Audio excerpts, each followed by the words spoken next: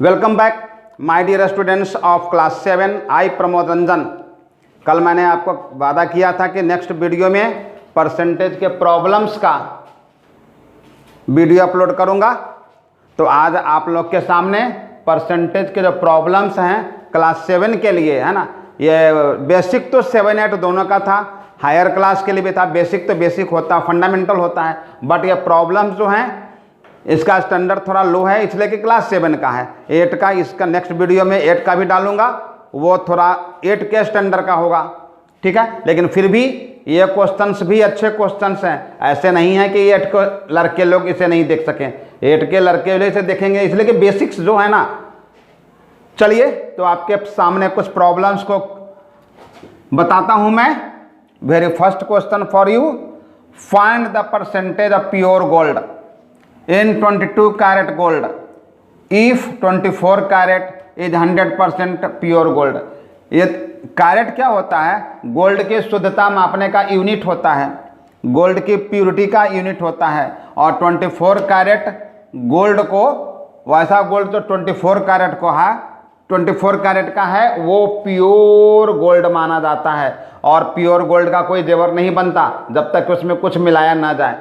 तो खैर वो बात की बात, आपको पहले बताना है कि 24 कैरेट गोल्ड को अगर 100% प्योर माना जाए तो 22 कैरेट गोल्ड कितना परसेंट प्योर होगा, है ना।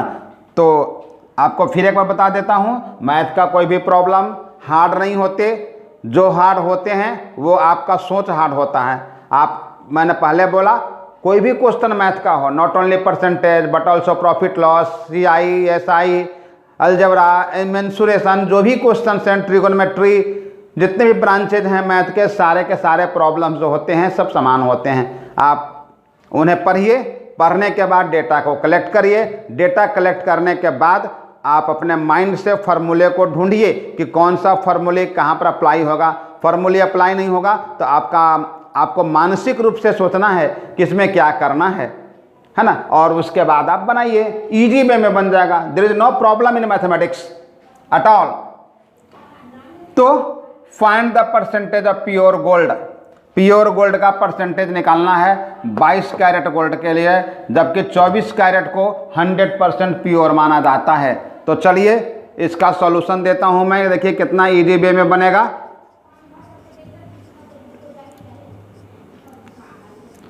अब आप यहां पर देखेंगे कि 22 कैरेट की आपका प्यूरिटी निकालना है, जबकि गिवन क्या है? 24 कैरेट का प्यूरिटी कितना है? 100%। 24% का प्यूरिटी है 100%। इसको आप बेस ले लीजिए और इसके आधार पर मुझे बताइए कि 22 कैरेट का प्यूरिटी कितना होगा। तो आप लिखिए, चूंकि 24 carat is equal to 100% pure,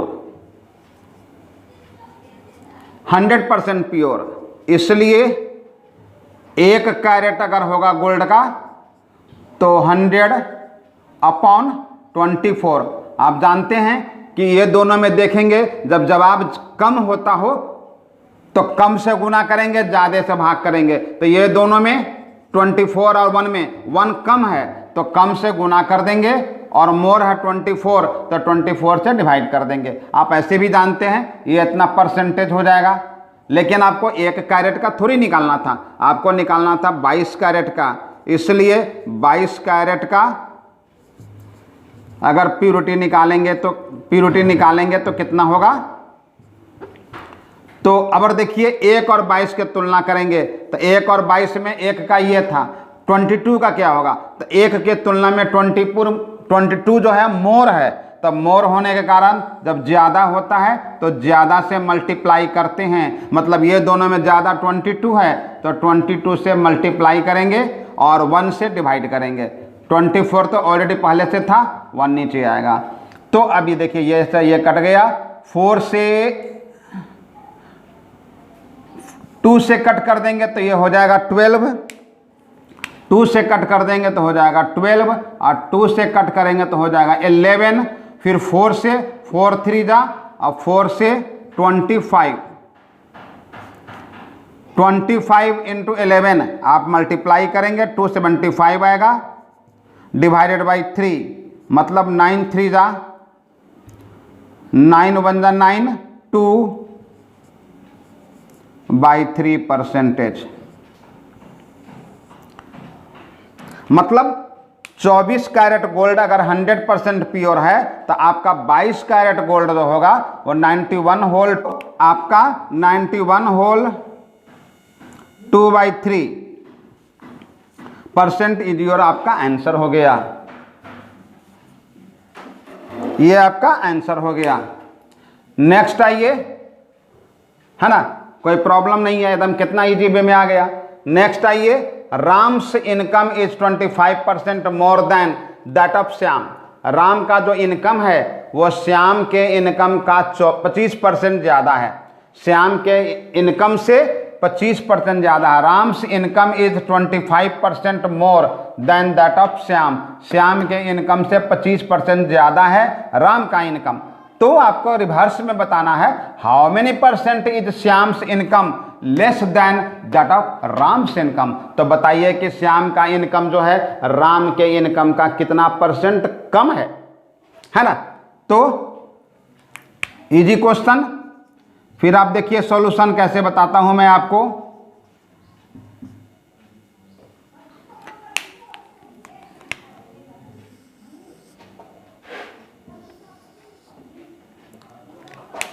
अब देखिए, Ram's income is 25% more than Shyam.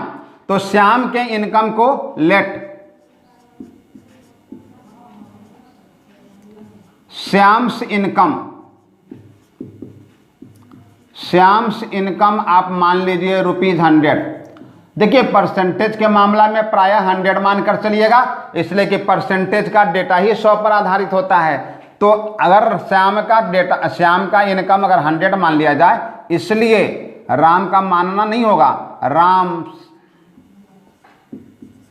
Ram's income क्या हो जाएगा, विल बी 25% मोर, है ना। 25% मोर मतलब क्या हो जाएगा, 25% मोर दैट ऑफ श्याम। मतलब 100 रुपया में 25 रुपया ज़्यादा। 25% मतलब 25 मोर देन 100। तो 100 में 25 ज़्यादा, तो 100 में 25 ज़्यादा मतलब राम का सैलरी होगा 125 रुपीज 125। ठीक है। तो अब देखना है कि श्याम का सैलरी कितना कम है, इसलिए श्याम का सैलरी कम कितना है। श्याम इज रुपीज 125 माइनस 100 मतलब ₹25। 25 रुपया लेस है, लेस देन राम। श्याम का सैलरी जो है राम के सैलरी से 25 रुपया कम है, बट आपको परसेंटेज निकालना है, इसलिए परसेंटेज लेस कितना होगा। तो आप देखते हैं कि श्याम की सैलरी 25 कम है, 25 कम है कितना में, जबकि राम का 125 है। तुलना राम से करना है ना।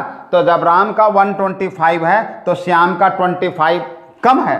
तो 125 में 25 कम है तो 100 में कितना कम होगा। क्यों? क्योंकि परसेंटेज निकालने के लिए तो 100 को मल्टीप्लाई करना ही होगा आपको। तो 125 जब राम का सैलरी है तो श्याम का 25 कम है, मतलब श्याम लेस है 25। देखिए लेस लिखा हुआ ना, तो 25 लेस है आउट ऑफ 125। 125 में 25 कम है तो 100 में कितना कम होगा।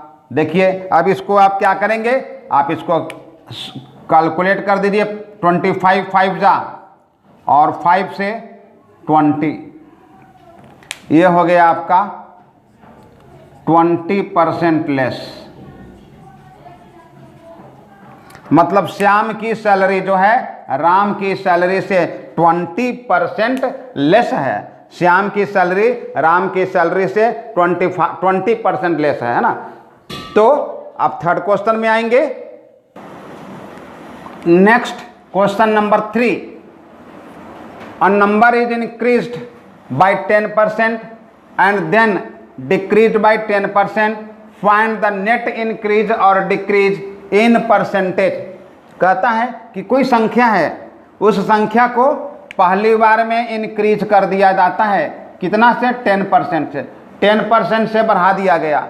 उसके बाद फिर उसी संख्या को डिक्रीज कर दिया गया, कितना से 10% से। पहली बार 10% बढ़ा दिया गया और उसी संख्या को दूसरी बार 10% घटा दिया गया। तो कहता है कि बताइए कि नेट माने टोटल कुल इंक्रीज या डिक्रीज परसेंटेज में कितना होगा। किसी संख्या को पहली बार में 10% बढ़ा दिया गया, फिर बढ़ी हुई संख्या को अगली बार में 10% घटा दिया गया। पहली बार में संख्या को 10% बढ़ा दिया गया, बढ़कर तो ज़्यादा हो जाएगा ना, फिर उस ज़्यादा मतलब बढ़ी हुई संख्या को 10% लौटा दिया गया, पीछे कर दिया गया, घटा दिया गया, कम कर दिया गया। तो दो प्रक्रिया करने के बाद नई जो संख्या बनेगी वो पहली की तुलना में इंक्रीज होगी कि डिक्रीज होगी। और इंक्रीज और डिक्रीज आपको बताना है इन परसेंटेज, ठीक है। सॉल्यूशन देखिए, बहुत इजी क्वेश्चन है, कोई प्रॉब्लम नहीं है।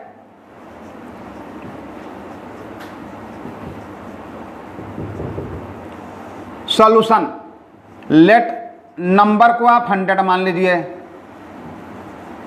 नंबर इज 100, नंबर को 100 मान लीजिए। अब आइए, आफ्टर 2 स्टेप्स, 2 स्टेप्स किया है ना, स्टेप्स, न्यू संख्या, न्यू नंबर विल बी, दो, देखिए आप 2 बार प्रक्रिया करेंगे है ना, प्रक्रिया किए हैं 2 बार। पहली बार में क्या करते हैं, पहली बार में 10% को इंक्रीज करते हैं,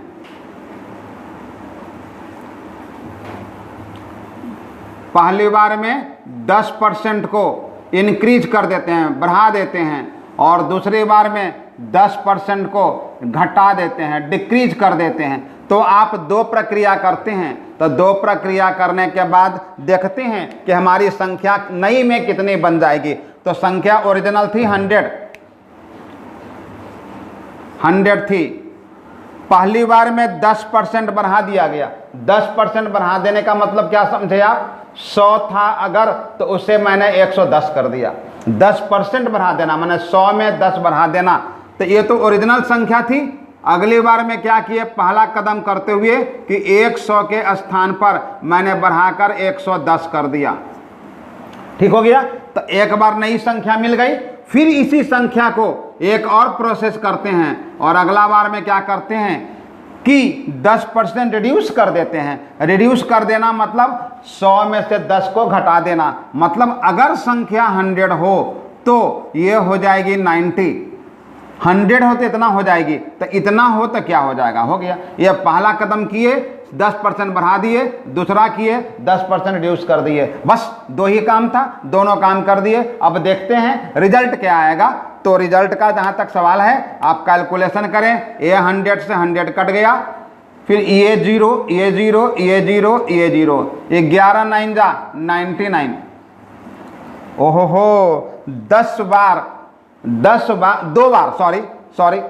2 बार आपने इसको प्रोसेस किया। एक बार 10% बढ़ाया, एक बार 10% घटाया, और 2 प्रक्रिया के बाद आपकी जो संख्या जो 100 थी अब वो 99 आ गई, मतलब कम हो गई। आफ्टर 2 प्रोसेस वो कम हो गई, इसलिए बढ़ी नहीं, रिड्यूस कर गई है ना।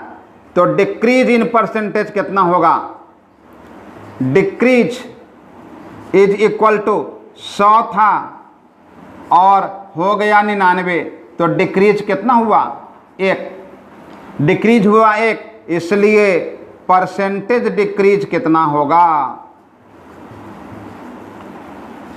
परसेंटेज डिक्रीज कितना होगा। अरे भाई 1 तो डिक्रीज हुआ, कितना में डिक्रीज हुआ, 100 था तो 1 डिक्रीज हुआ, और मुझे परसेंटेज देखिए लाना है। तो परसेंटेज लाने के लिए मैंने बेसिक में बतलाया था, मल्टीप्लाई करेंगे है ना, 100 से मल्टीप्लाई कर देंगे, तो 100 से मल्टीप्लाई कर दिए। अब ये 100 से 100 कट, क्या हो गया 1%। मतलब 2 प्रक्रिया के बाद संख्या डिक्रीज कर जाएगी। कितना डिक्रीज करेगी? 1% डिक्रीज कर जाएगी। That's your answer. ठीक है, कितना easy, too easy. Now second question for you. In an examination, किसी परीक्षा में 96% ऑफ द कैंडिडेट्स पास्ड, है ना, 96% कैंडिडेट जो हैं वो पास कर गए। तो और 96% तो पास कर गए, और जो फेल करने वाले स्टूडेंट हैं उसको परसेंटेज में नहीं बताया गया, उससे बताया गया आपको संख्या में 50 स्टूडेंट्स फेल कर गए। तो कहता कि बताइए हाउ मेनी कैंडिडेट्स अपीयर्ड, कितने स्टूडेंट परीक्षा में भाग लिए थे। ठीक है, तो अब देखिए बहुत इजी है।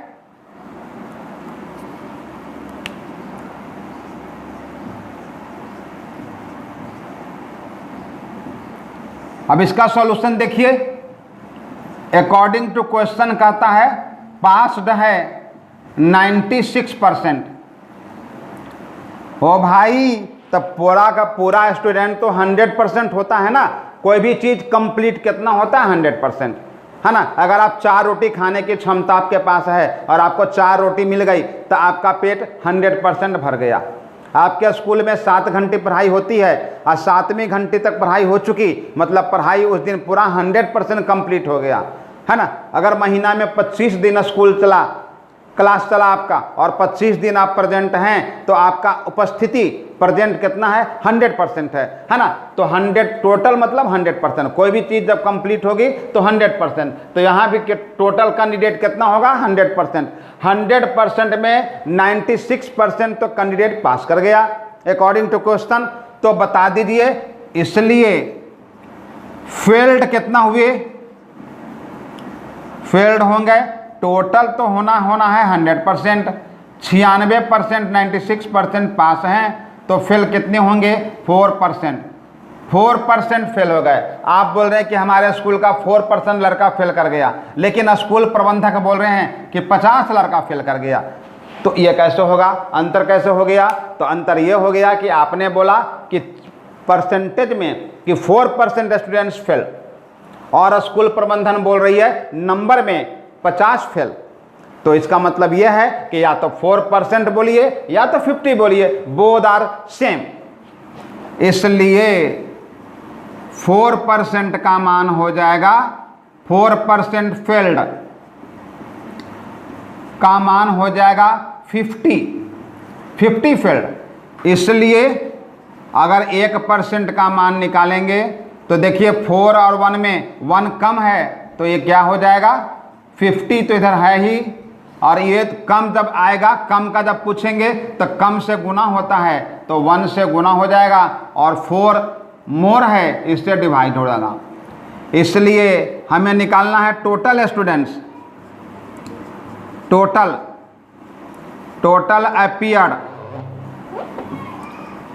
अपीयर्ड निकालना है। और आपको मैंने बोला था कि किसी भी चीज़ का टोटल निकालेंगे तो वो होता है 100%। तो 100% का मान कितना हो जाएगा? 50 मल्टीप्लाइड बाई 1 डिवाइडेड बाई 4, और 100 से मल्टीप्लाई कर देंगे। 4 25, 25 में 50 से गुना कर दिए, 125 पर 0, यही इतना हो गया। इसलिए टोटल अपीयर्ड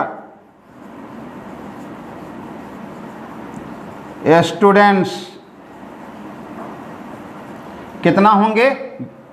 1250। इतना स्टूडेंट एग्जाम में सम्मिलित हुए थे। ठीक है, कोई प्रॉब्लम नहीं। 96% पास, तो 4% फेल। आपने कहा 4% फेल, क्वेश्चन बोल रही है, क्वेश्चन के अनुसार अकॉर्डिंग टू क्वेश्चन 50 फेल, मतलब आपका 4% इज इक्वल टू 50, और टोटल किसी भी चीज़ का निकालेंगे तो 100% होगा। 100% का मान 1250, मतलब आपके स्कूल में 100% स्टूडेंट थे आइदर पास और फेल। तो टोटल स्टूडेंट कितना अपीयर थे? 1250, है ना। अब आप देखेंगे next question for you, the value of A car depreciate 20% annually if the present value of car is rupees 4,50,000, what will be its value after 2 years, है ना। अब आप बताइए डिप्रिसिएट मतलब घट जाना, मतलब कार का मूल्य जो है प्रति वर्ष 20% घट जाता है, 20% घट जाता। कार जितनी पुरानी होती जाएगी, जितनी साल पुरानी होती जाएगी, हर साल 20% उसका मूल्य जो है पिछला मूल्य के तुलना में कम हो जाएगा। If the present value of car is 4,50,000, 4,50,000 रुपया कार की अभी कीमत है, तो बताइए कि 2 साल के बाद उस कार की वैल्यू कीमत कितना रह जाएगी, आपको यह बताना है ना। इलेक्ट्रॉनिक वस्तु का दाम ऐसे भी घटते जाता है, इस कार के बारे में कहा गया है कि 20% दाम हर साल डिप्रिसिएट हो जाता है। डिप्रिसिएट हो जाना मतलब घट जाना, हर साल पुराना साल के तुलना में 20% दाम कम हो जाता है। तो बताइए कि 2 साल के बाद इसका मूल्य कितना होगा। अब आप आइए, सॉल्यूशन देता हूं मैं आपको।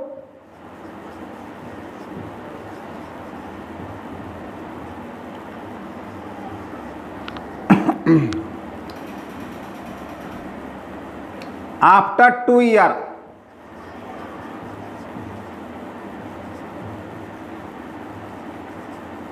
द वैल्यू ऑफ कार कितना हो जाएगा। तो पहले तो लिखेंगे प्रेजेंट वैल्यू,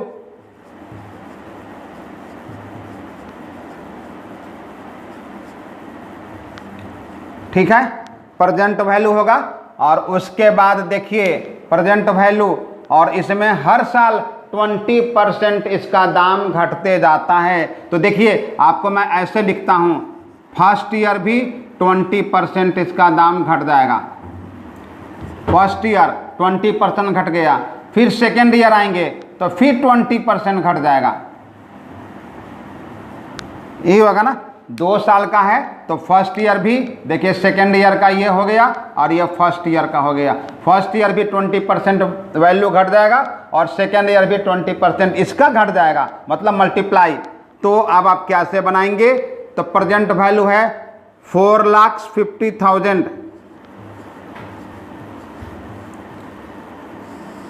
और देखिए फर्स्ट ईयर में 20% घट जाएगा, परसेंट मतलब 100 में 20 घट जाएगा। मतलब अगर आप कार खरीदेंगे 100 रुपया में, तो 1 साल के बाद उसका मूल्य कितना रह जाएगा, 80 रह जाएगा, है ना। 20 घट जाएगा ना, तो 100 में से 20 उड़ गया तो बच गया 80।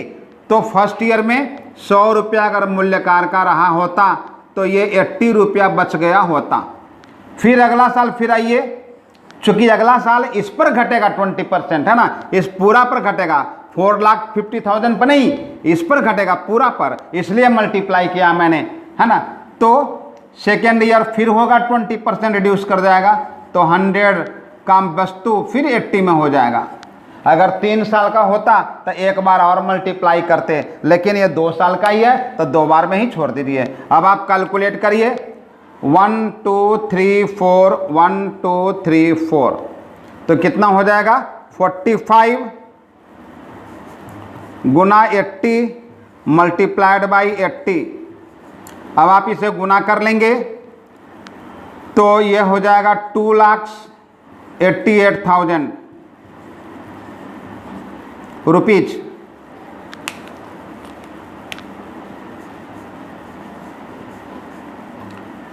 $2,88,000 आंसर। मतलब 4.5 लाख की कार रहेगी तो 2 साल के बाद उसका मूल्य हो जाएगा 2,88,000 रुपया। ठीक है, एकदम easy question. Out of her total monthly income, अपने टोटल मासिक आय, है ना, मैंने सैलरी कह लीजिए, अपने मंथली सैलरीज में से नेहा जो है 30% spend on house rent, 30% salary का खर्च करती है किराया पर, किराया दे देती है, एंड 60% ऑफ रेस्ट, रेस्ट मतलब बचा हुआ, जो उसके पास बच गया पैसा, बचा हुआ पैसे का, टोटल पैसे का 30% किराया दे दी, हाउस रेंट दे दी, और किराया काट लेने के बाद जो बच गया पैसा, उस पैसे का 60% जो है वो हाउस होल्ड एक्सपेंसेस, घरेलू खर्च में, चावल गेहूं दाल मसाला हल्दी ये सब में खर्च करती है, हाउस होल्ड एक्सपेंड में खर्च करती है। बचे हुए का रेस्ट, रेस्ट मतलब बचा हुआ पैसा जो है किराया देने के बाद जो बच गया, उसका 60% नेहा जो है वो अपने घरेलू खर्च में खर्च करती है।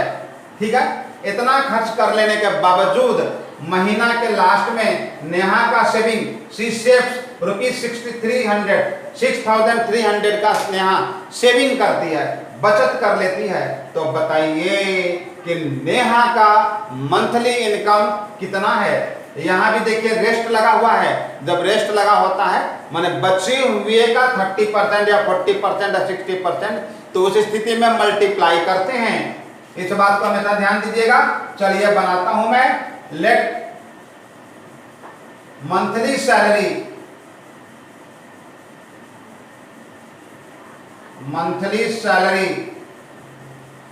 Of miss Neha is equal to ₹X। X रुपया नेहा कमाती है। अब आइए, इसलिए X रुपया कमाई है ना। अब देखिए 30% किराया दी, और फिर आप कहिएगा कि 60% हाउस होल्ड पर खर्च की, और ये बचाई कितना ₹6,300। अगर आप ऐसे कर देते हैं तो ये एब्सोल्युटली रॉन्ग, एकदम गलत हो जाएगा, इसमें कोई शक नहीं, ये गलत हो जाएगा, ये गलत हो जाएगा। तो क्यों गलत होगा? तो ये तो नेहा की आय है, ये तो नेहा की आय है, इसमें कोई प्रॉब्लम नहीं, आय है। चलिए देखिए, ये बता देते हैं आय है, और ये 30% क्या है? खर्च, ये खर्च है, और ये भी क्या है? खर्च है, और ये क्या है? सेविंग है, बचत है। ये नेहा का बचत है, तो आपने क्या लिख दिया? खर्च, इधर खर्च है, और इधर लिख दिया बचत। तो खर्च बराबर बचत कैसे हो जाएगा भाई? ये खर्च बराबर बचत नहीं हो सकता, इसलिए ये गलत है, इसलिए ये गलत है। तो इधर अगर बचत है तो आपको इधर भी बचत ही लेना होगा, है ना। तो क्या लिखेंगे? अब देखिए सही सही लिखते हैं। X, इसका आय है X, है ना। खर्च कितना करती है नेहा? 30%। खर्च करती है 30%, इसलिए बचत कितना करेगी? बचत हो जाएगा 70%। 100% होता ना पूरे पूरे। आय है नेहा का X मल्टीप्लाइड बाई, खर्च करती है 30%, 30% खर्च कर देती है हाउस रेंट पर, तो इसका बचेगा कितना? 70% बचेगा ना, क्योंकि 100% में से 30% को घटा लेंगे तो सेविंग होगा 70%। तो यहाँ पर 70% लिखना होगा, 70/100, और मल्टीप्लाइड बाय, फिर आइए, फिर खर्च करती है 60%, इसलिए बचत कितना हो जाएगा? बचत हो जाएगा 100 में से 60 को रिमूव कर देंगे तो बचत हो जाएगा 40%। बचत हो जाएगा 40%, मतलब इसका क्रिया ये है और इसका क्रिया ये है। 40% बचत है, इसको लिखेंगे 40/100, और इज इक्वल टू, ये भी नेहा का बचत है। देखिए बचत है। अब बचत क्या है नेहा का? ₹6000 और ये सेविंग है नेहा का ₹6300। अब देखिए ये क्या हो गया? सेविंग। ये क्या है? 70% है सेविंग, ये 40% क्या है? सेविंग। तो सेविंग बराबर सेविंग, ये तो होगा ना, बचत बराबर बचत। हमने मैं सब्जी खरीदने गया, आलू में से ₹2 बच गया, बैगन में से ₹3 बच गया, तब मेरा कुल सेविंग कितना हुआ? 2 + 3 5। तो सेविंग को लेंगे ना, खर्च को थोड़ी लेंगे। तो यहाँ पर अब देखिए, यहाँ पर खर्च था, ये खर्च और आपने सेविंग कर दिया था, तो खर्च बराबर सेविंग कैसे हो जाएगा? तो ऐसी स्थिति में गलत हो गया। और इसको क्या करना था? खर्च 30% है तो सेविंग हो जाएगा 70%, 70/100। खर्च करती है फिर हाउस होल्ड में 60%, तो सेविंग कितना करेगी? 40%, 40/100। और ये देखिए सेविंग, और लास्ट में उसका सेविंग कितना है? 6300। तो देखिए saving is equal to saving. ये ठीक है, ये ठीक है। तो आपको ये लाइन नहीं लिखना है, लेकिन फिर भी आपको मैं बता दिया हूं, वो इसलिए कि आप इस तरह की गलतियां नहीं करें। ये गलत कैसे है मैं आपको बता दिया था। तो यहाँ के बाद आपको सीधे यहाँ आ जाना है, इस लाइन को नहीं लिखना है। क्यों? क्योंकि ये लाइन गलत है। कैसे गलत हो गया मैं आपको बता दिया। अब आइए, अब हो गया क्लियर। अब ठीक है, यूं 2 0 से 2 0 कट गया है ना, इसलिए x का मान क्या हो जाएगा? x का मान हो जाएगा, देखिए 6300, उधर तो है ही। अब नीचे वाली ऊपर जाएगा, इक्वालिटी साइन उधर ले जाते हैं, तो डिनोमिनेटर से चला गया न्यूमरेटर में, और जो न्यूमरेटर में है 7 और 4 वो आ जाएंगे डिनोमिनेटर में। हो गया? तो आप क्या करेंगे? 7 से कट कर दीजिए, 7 9 जा 00, ये भी है तो हो जाएगा 900। फिर उसके बाद 4 से कट कर दीजिए 25, तो क्या हो जाएगा? 25 में 9 से गुना करिए, 25 9 जा 25 00। ये हो गया नेहा का मंथली इनकम। इसलिए मंथली इनकम मतलब सैलरी कहिए, monthly income of Neha is equal to ₹22,500। Neha का मंथली इनकम 22,500 रुपये हुआ, है ना। देखिए कोई प्रॉब्लम नहीं होना चाहिए। तो इस प्रकार आपने देखा कि कैसे कैसे क्वेश्चन बनाया जाता है। मैं फिर एक बार बोल देता हूं, क्वेश्चन बनाने में, प्रॉब्लम सॉल्व करने में कोई प्रॉब्लम नहीं होता।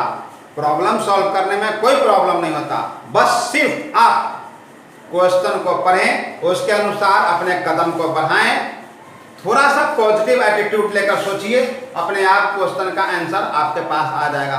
कोई ऐसा प्रॉब्लम नहीं होता, ठीक है। आप अपने इसको देखें, कोई प्रॉब्लम हो तो मेरे ईमेल आईडी पर सेंड करेंगे। हम आपको अपने हर वीडियो में अपना ईमेल आईडी देता हूं, इस बार भी दे रहा हूं। कोई भी प्रॉब्लम हो तो मेरा ईमेल आईडी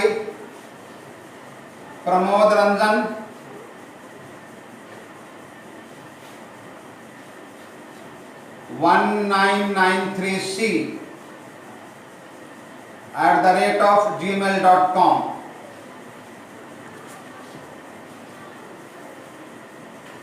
आप अपना कमेंट, आप अपनी समस्याएं इस ईमेल आईडी पर मुझे सेंड कर सकती हैं। आप कर सकते हैं जो भी आपका समस्या है। देख लेने के 5 मिनट के अंदर कोई भी मैथ्स का प्रॉब्लम होगा मैं आपको बताऊंगा। अनडाउटली आप इसे देखें, समझें, इसके आधार पर और भी प्रॉब्लम्स आपके बुक में होंगे, उसको बनाएं। कोई प्रॉब्लम होगा आप मेरे ईमेल आईडी पर सेंड करें, या जो क्लोजेस्ट स्टूडेंट हैं, जो मुझे जानते पहचानते हैं, जिनके पास मेरा नंबर है, वो मेरे व्हाट्सएप पर भी भेज सकते हैं, कोई प्रॉब्लम नहीं। अगर अच्छा लगा अपने दोस्तों को शेयर करिए, उनको भी कहिए कि देख लो, इस लॉकडाउन में एक तो पढ़ाई तो हो रहा नहीं, ये तो आपको पढ़ाई का एक अच्छा मौका है, आप आराम से देख सकते हैं, है ना। वीडियो से क्लास चल रहा, कोई प्रॉब्लम भी नहीं है। आप इसको देखिए, लाइक करिए, अपने दोस्तों के बीच शेयर करिए। अगर आप नए स्टूडेंट हैं तो चैनल को सब्सक्राइब करना नहीं भूलिएगा और फिर बेल आइकन दबाना नहीं भूलिएगा। ये मैं क्या बताऊं, आप अच्छी तरह जानते हैं, है ना। देखिए, व्यू करिए, लाइक करिए, सब्सक्राइब करिए। बाय, जय हिंद। अगला वीडियो मैं क्लास 8 के लिए दूंगा, इसी चैप्टर का कुछ क्वेश्चंस दूंगा, ठीक है। तब तक के लिए थैंक्स।